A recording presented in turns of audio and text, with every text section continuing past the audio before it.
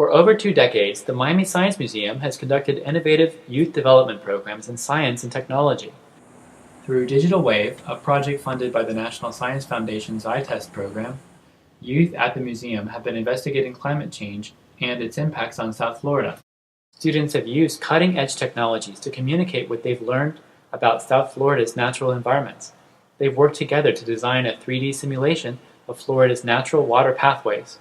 The students created virtual world projects on the Kissimmee River, Lake Okeechobee, the Florida Everglades, and urban landscapes. Good morning. I'm STEM career and my real name is Juliet. Good morning. Trans-Neptunian gravity and my real name is Tafarai. This shows how the Army Corps, how they tried to straighten it and create canals. It's supposed to show of how the river used to be before they tried to straighten it. It's supposed to show how it flows to Okeechobee. And when they made it straight, they made a canal, which is this. It's the largest restoration in the world, and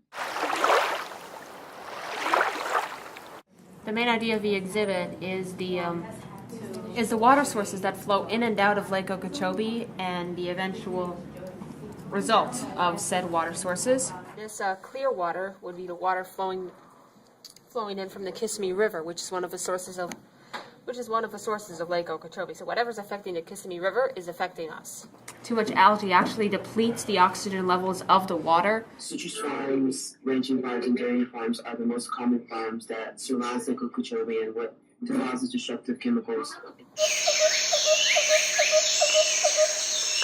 The main focus of my exhibit is to depict how climate change affects the Everglades ecosystem. It's also called the River of Grass because as you can see, there's lots of sawgrass. I added blue herrings and ibises, and also the mangroves to represent the plant life. It's basically this one huge river that's extremely slow moving. It's a carbon sink because there's a lot of like flora and stuff and foliage which absorbs a lot of the carbon dioxide in the atmosphere. Increased salinity is causing things such as algae blooms. Urban development, it's basically shrinking the Everglades and making it even smaller.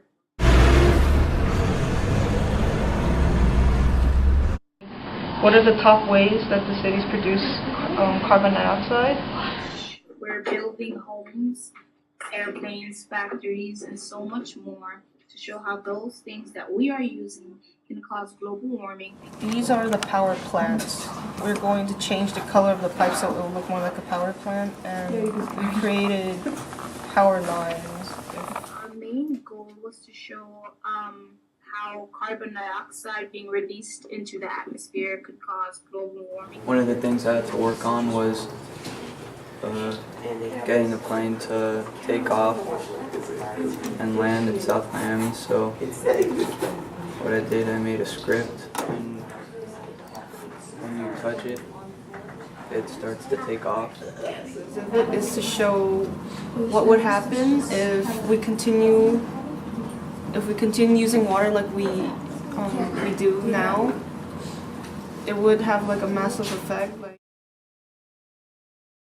The whole process of learning about what I'm building, I believe it's made me more aware of our Earth environmentally and some of the things that are going on. Yeah, help me portray what I see. That's what I feel about this project. It really helps me get my ideas out to other people when they come and see it. Letting people know that, other people know that there are really people who care about the environment and that we really want to do something about it. Sayonara. Adiós.